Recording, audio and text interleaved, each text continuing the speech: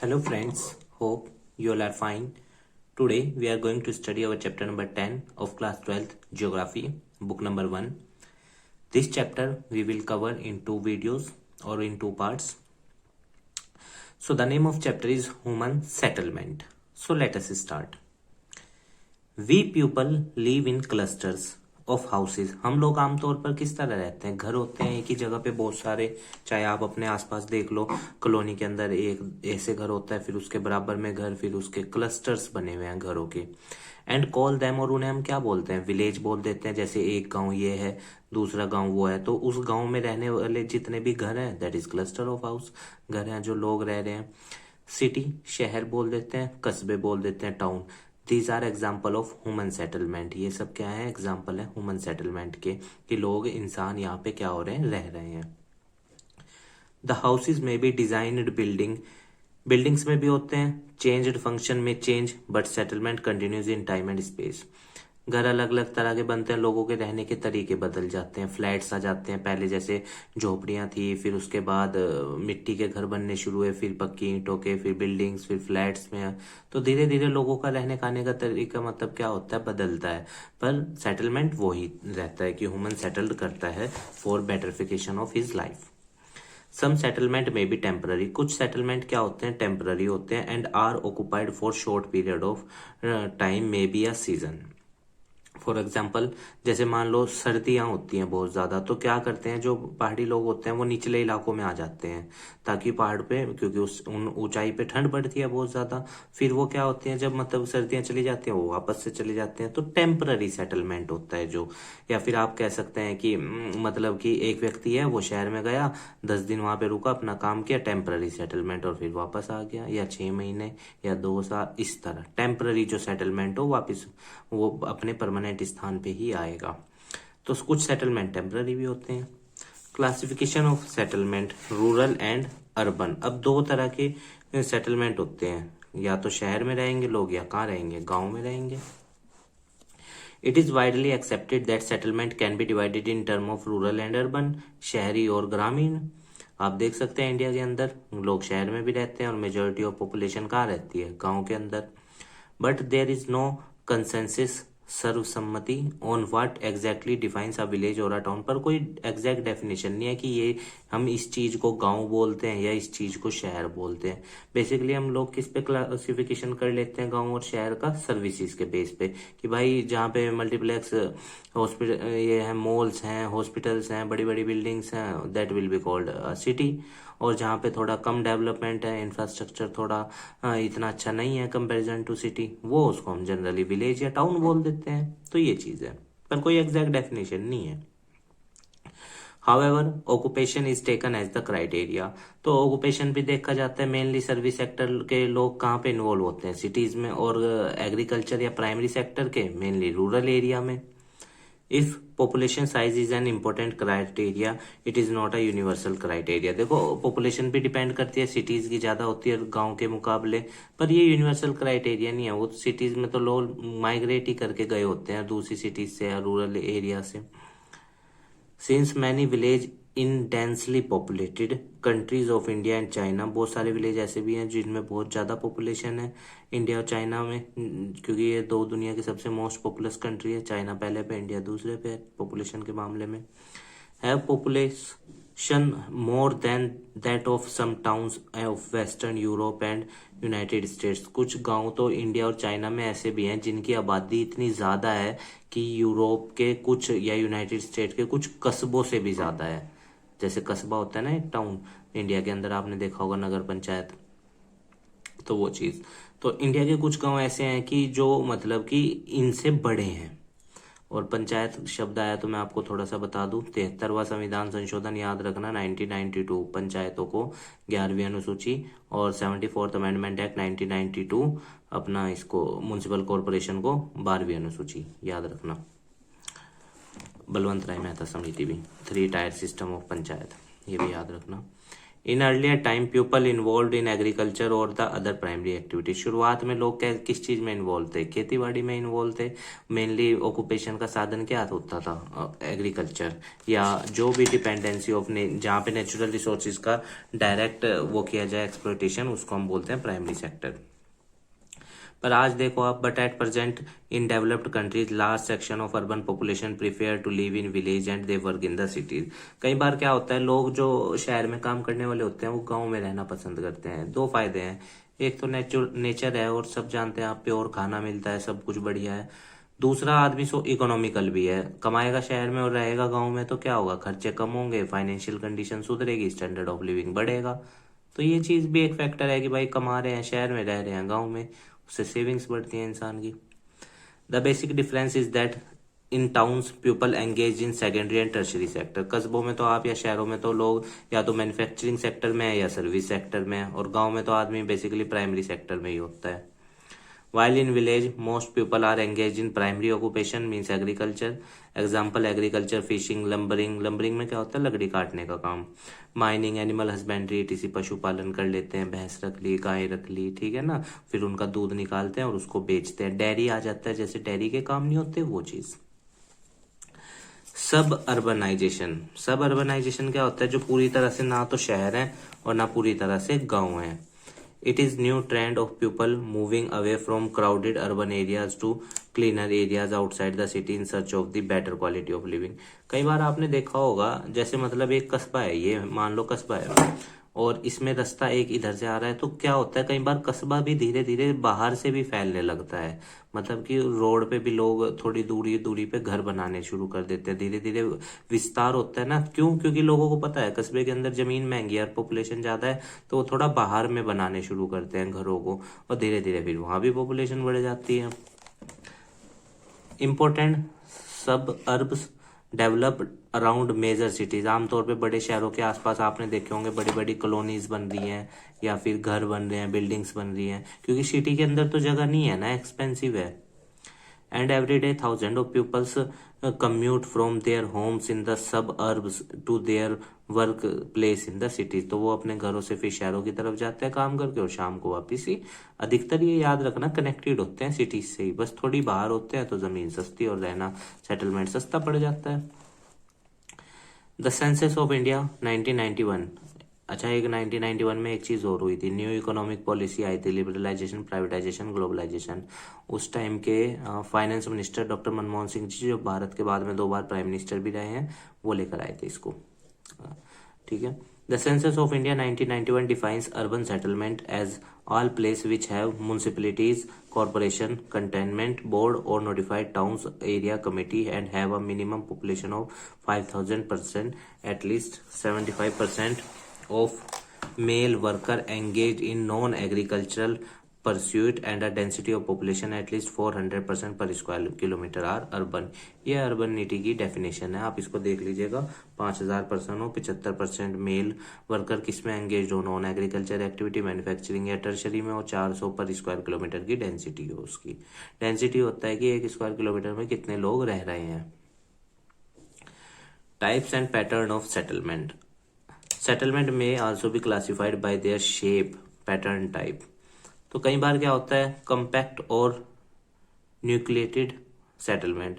These settlements are those in which large number of houses is built very close to each other. कई बार आपने देखा होगा ना, कुछ मकान ऐसे होते हैं या आपके आसपास के जो मकान है, छतें मिली हुई होती है, बिल्कुल जो छत होती है, या घर बिल्कुल नजदीक दीवार टू दीवार मिलते हैं, क्योंकि जगह कम है, तो उसको बोलते हैं ये कॉम्पैक्ट और nucleated settlement.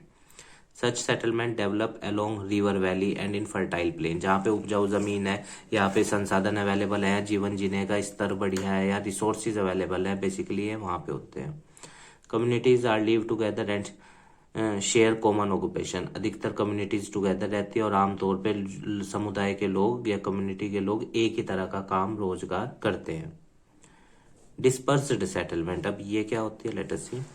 In these settlement, houses are spaced far apart and often far away due to fields। अधिकतर मान लो एक जमीन का टुकड़ा है, यहाँ एक छोटा सा घर, दूसरा जमीन का टुकड़ा कहीं और है, दूसरा घर, तो घरों के बीच में बहुत दूरियां होती हैं, अंतर होते हैं। A cultural feature such as place of worship or a market binds the settlement together. तो जैसे बाजार है तो सब लोग एक जगह आके मिलेंगे, हालांकि अलग अलग रह रहे हैं, घर दूर दूर है, पर बाजार में तो सब एक ही जगह। या मान लो मंदिर है, टेम्पल है, तो फिर वहां पे सब लोग मिलने आ रहे हैं, जो भी वर्शिप करने आ रहे हैं, तो वो एक ऐसी जगह हो जाती है, स्थान हो जाता है जहाँ पे लोग मिलते हैं। तो कहने का मतलब है कि घर तो दूर दूर होंगे, पर वर्शिप, बाजार या कोई और ओकेजन पे they meet to each other.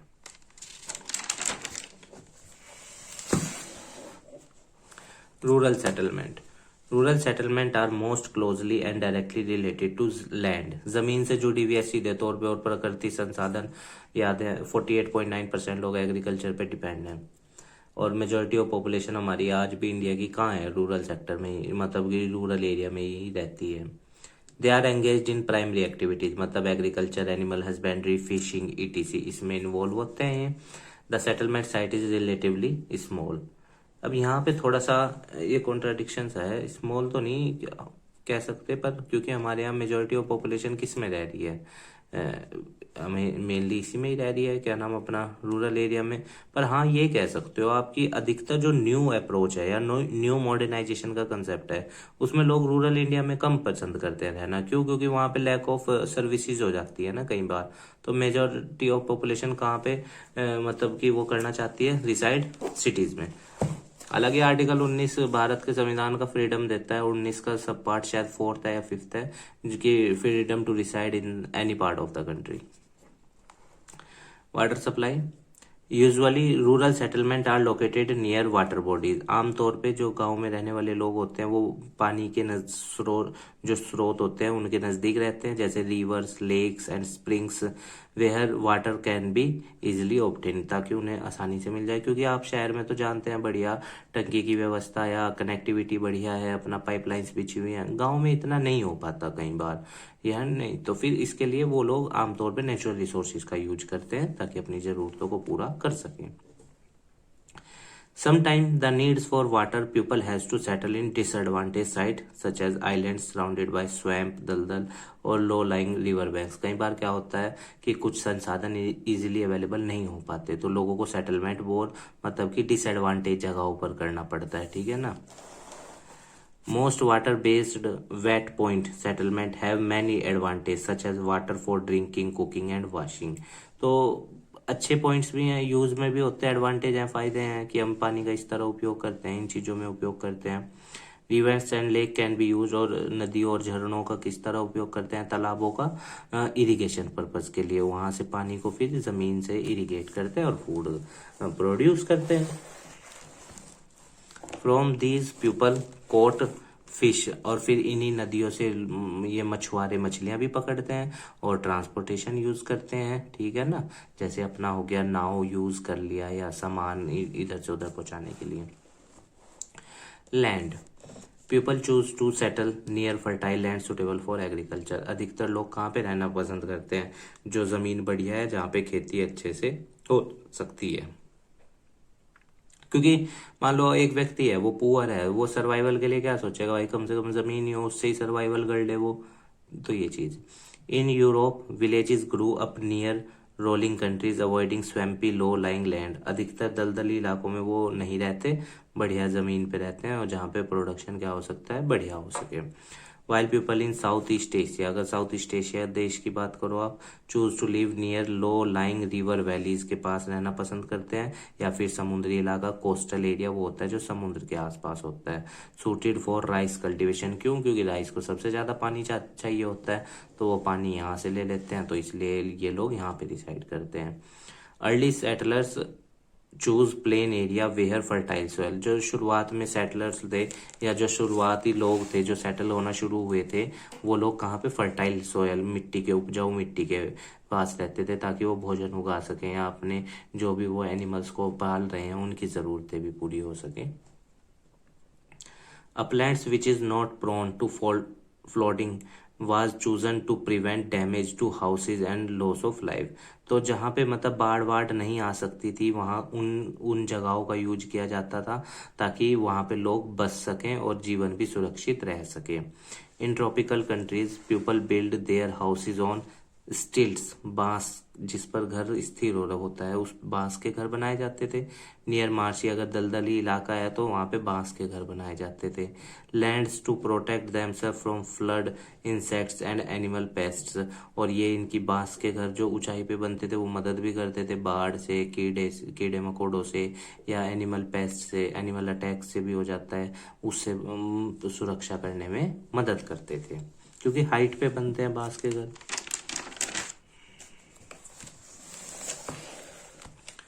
Building material.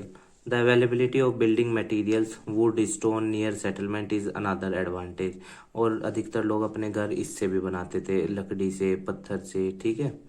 Early villages were built in forest, जो शुरुआती गांव होते थे वो अधिकतर कहाँ बनते थे, जंगलों को काट के वहां पे बनते थे, ठीक है ना, फॉरेस्ट को क्लियर करके। Defence, during the time of political instability, war, hostility of neighboring groups, villages were built on defensive hills and islands. अधिकतर ऊंचाई पे बनाते थे ताकि अगर कोई दुश्मन उनकी तरफ आ भी रहा है तो उस पे वो हमला कर सकें। तो ऊंचाई पे अधिकतर बनाए जाते थे, या ऐसे प्रोटेक्टिव आइलैंड्स पे बनाए जाते थे जहाँ पे मतलब कि हमला करना आसान ना हो, हार्ड हो। In Nigeria, upstanding inselberg small mountains formed good defensive, जैसे हमारा इंडिया का हिमालयन माउंटेन हमारे को वेस्टर्न जो ठंडी हवाएं हैं वो उससे प्रोटेक्ट करता है, जो उस साइड से आती हैं, चाइना की साइड से आती है, कोल्ड और आइसी विंड जिन्हें हम ब्लीजर्ड बोलते हैं। तो देखो प्रोटेक्टिव है, तो कहने का मतलब यह है कि जो उन इलाकों में सेटलमेंट होता था जहां से प्रोटेक्शन हो सके। In India most of the forts are located on higher ground और हिल्स, अधिकतर जो किले बने हुए हैं वो जमीन से ऊंचाई पे बने हुए हैं, जो ऊंचाई वाला इलाका है, ताकि उस टाइम जो किले बनाने वाले लोग थे, ताकि अगर उन पे कोई दुश्मन सेना हमला कर रहा है तो उससे रक्षा की जा सके किले से। किले की आपने देखी होगी दीवारें भी इतनी ऊंची ऊंची होती थी, क्यों, ताकि अगर वो दूर से ही दिख जाए आते हुए और उन पे हमला करा जा सके।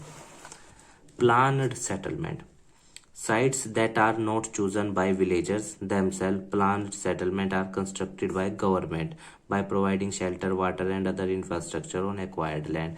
सरकार जहाँ पे सारी व्यवस्था को प्रोवाइड करके दे, ठीक है ना, जैसे आपने देखा होगा सोसाइटीज बनाई जाती है mainly poor section of the society के लिए, ताकि उनको भी डेवलपमेंट हो सके। देखे होंगे आपने घर, तो वो they are the example of planned settlement. Even our houses are also some may be counted as planned in settlement, because government also provide water facilities to up to our home. The scheme of villagization in Ethiopia and the canal colonies in Indira Gandhi in India are some good example. ये है जैसे Indira Gandhi canal परियोजना चलाई गई थी उसके, तो ये सब, या फिर आप देख लो अभी प्रधानमंत्री शहरी आवास योजना, इतनी बढ़िया योजना है, 2.5 लाख तक के उसमें लोगों को, पुअर सेक्शन ऑफ सोसाइटी को वो मिलते हैं, फंड्स मिलते हैं ताकि वो अपने घर बना सके। तो इस तरह की योजनाएं सरकार चलाती है, इसको हम प्लान्ड सेटलमेंट बोलते हैं। Rural settlement pattern, pattern of rural settlement reflects the way the houses are sited in relation to each other, मतलब कि घर किस तरह बने हुए हैं। The sites of the village, the surrounding topography and terrain influence the shape and size of the village. तो आसपास का इलाका कैसा है, ये भी जाहिर सी बात है, अगर पहाड़ी इलाका है तो गांव छोटा होगा, ठीक है ना, और अगर मतलब बढ़िया इलाका है और प्रोटेक्टिव इलाका है तो गांव बड़ा होगा। Rural settlement may be classified on the basis of number of criteria. On the basis of setting, the main type of plain villages, plateau villages, coastal villages, plateau villages जो मालवा प्लेट्यू या छोटा Nagpur plateau या आपका Deccan plateau, इन इलाकों में है। Coastal जो समुद्र के पास वाले इलाका है, जैसे ये वाली जो हमारी इंडिया की पट्टी है, ये पूरी जो ये कोस्टल विलेज जो यहाँ पे बने हुए होंगे गांव। फॉरेस्ट विलेज जैसे मध्य प्रदेश में हो गए, या नॉर्थ ईस्ट के इलाकों में जो जंगलों में गांव है, या डेजर्ट अपना इधर चले जाइए गुजरात और राजस्थान की तरफ। और प्लेट्यू में आप यहाँ आ सकते हैं, महाराष्ट्र, थोड़ा सा नीचे और आ जाएंगे तो कर्नाटका वाले में इलाकों में। On the basis of functions, there may be farming village, fisherman होगा, मछुआरों का गांव है, या फिर लंबरजैक लकड़हारों का, या फिर पेस्टोरल चरवाहों का। तो अधिकतर जो इस तरह के गांव होते हैं वहां के अधिकतर लोग एक ही ऑक्यूपेशन में इन्वॉल्व्ड होते हैं।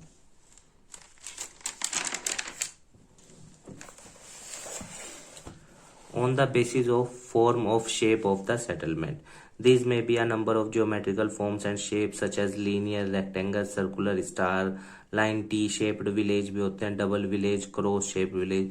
ये विलेज के अलग अलग हैं. जैसे विलेज एक लाइन में हो गया, या आधे सर्कल में गोल आकार में बना हुआ है गांव, या टी शेप का इस तरह का है, ये अंदर जाने का रास्ता, फिर इधर घर फिर इधर, या फिर स्टार शेप में. तो किसी भी तरह के शेप के गांव हो सकते हैं. So let us first see linear pattern. In such settlement, houses are located along a road, railway line, river canal. जैसे मान लो ये रेलवे लाइन जा रही है तो इसके पास में लाइन से घर बने हुए हैं, वो चीज़ लीनियर. रेक्टेंगुलर में क्या होता है? Such pattern rural settlement are found in plain areas में और वाइड इंटर माउंटेन, पर्वतीय इलाकों में या घाटी वाले इलाकों में दिखते हैं रेक्टेंगुलर उस वे में. जैसे इस तरह बने होते हैं घर चारों तरफ, मान लो बीच में पहाड़ियां, इधर भी घर, इधर भी, इधर भी. The roads are rectangular and cuts each other at right angle. Right angle मतलब 90 डिग्री पे. देखो ये वाला रोड यहाँ पे, ये वाला यहाँ पे, ऐसे बने हुए होते हैं. सर्कुलर जो गोल आकार में बने होते हैं गांव.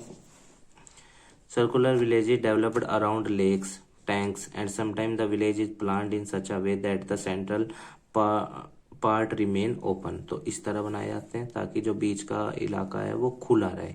अधिकतर सेटलमेंट यहाँ चारों तरफ होता है. It is also use for keeping the animals. और इससे फायदा क्या है? मान लो ये सर्कुलर है, चारों तरफ घर हैं, तो जानवर जो हैं वो बीच में बांधे जा सकते हैं और इधर उधर से वो भागेंगे नहीं. Star like pattern. अब कुछ घर ऐसे भी होते हैं where several roads meet star shaped. अधिकतर रोड एक रास्ता इधर आ रहा है, एक इधर एक इधर.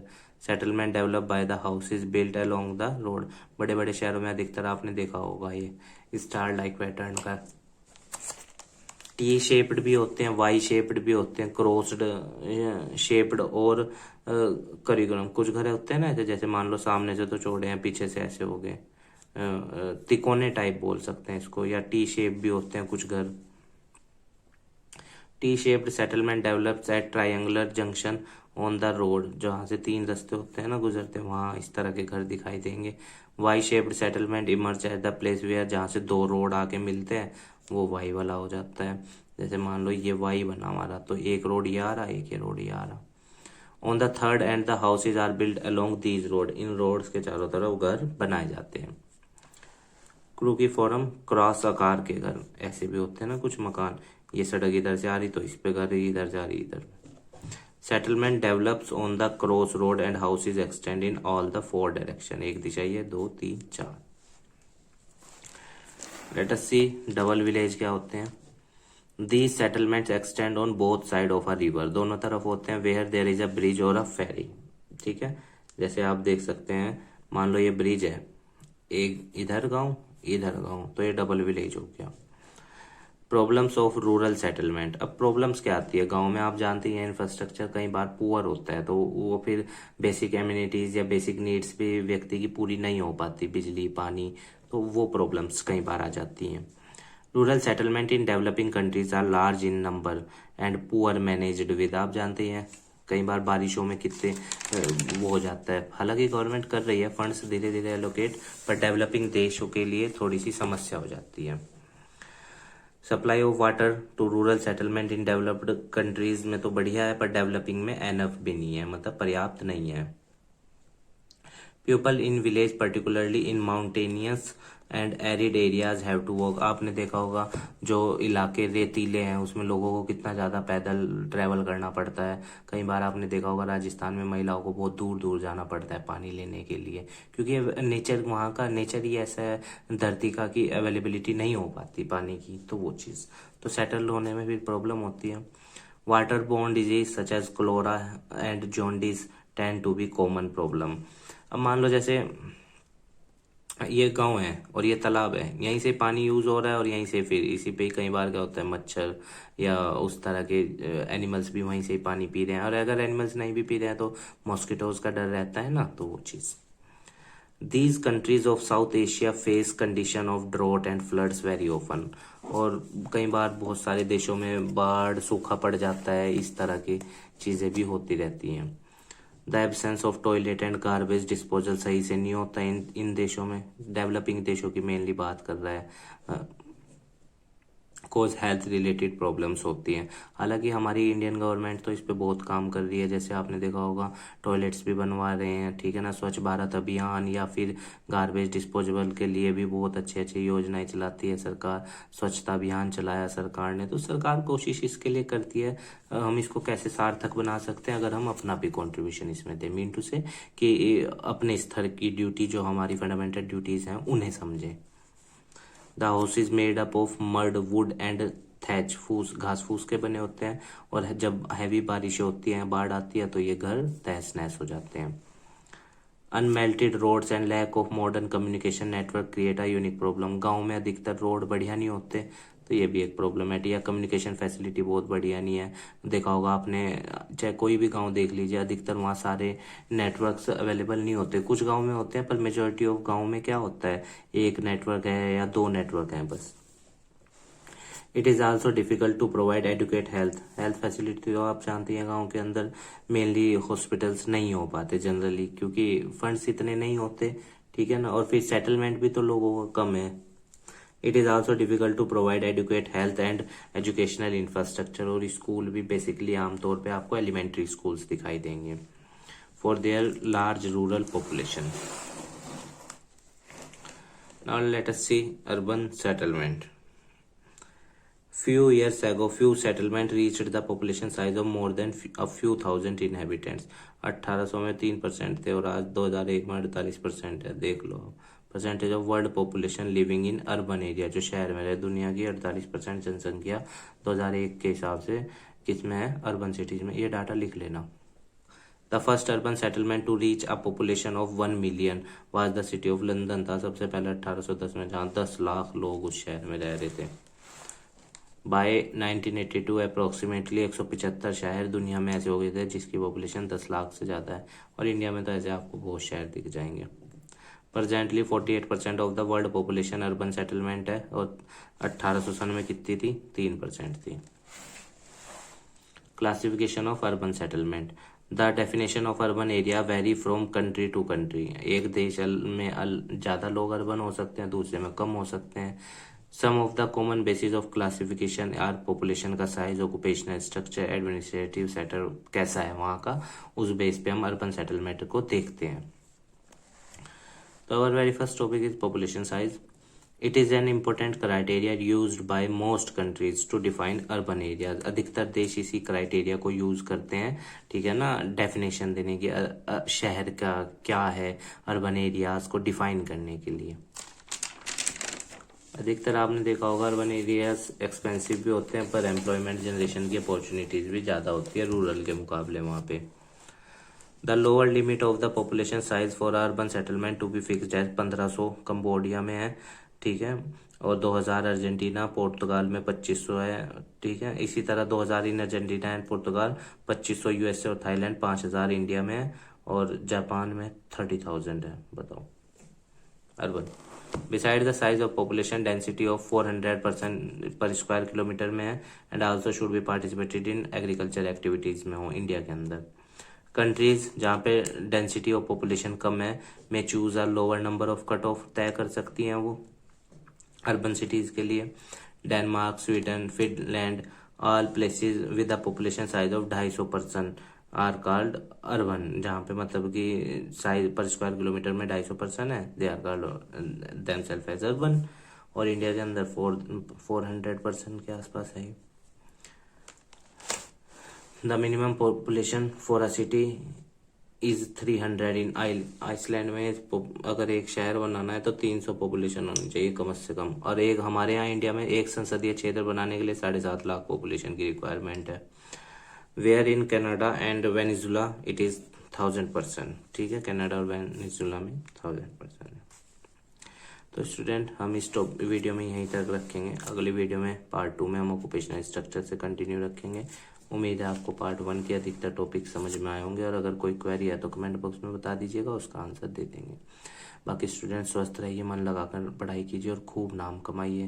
देखिए स्टूडेंट्स, अगर किसी पॉइंट से आपकी कोई भावना हर्ट हुई है तो हम आपके से उसके लिए क्षमा मांगते हैं। हमारी कोई इंटेंशन नहीं थी आपकी किसी भावना को हर्ट करने की, क्योंकि पॉइंट्स हैं, ह्यूमैनिटीज़ के सब्जेक्ट हैं, कई बार टॉपिक्स आ जाते हैं या एक्सप्लेनेशन ऐसी हो जाती है कि सेंटिमेंट्स कई बार हर्ट होते हैं, तो आप उनको इग्नोर कीजिएगा और चीज़ों को एज ए स्टूडेंट ही गेन अप कीजिएगा। ठीक है स्टूडेंट्स, स्वस्थ रहिए, मन लगाकर पढ़ाई कीजिएगा। धन्यवाद, और अच्छे से अपने एग्ज़ाम दीजिएगा। ठीक है, धन्यवाद स्टूडेंट्स।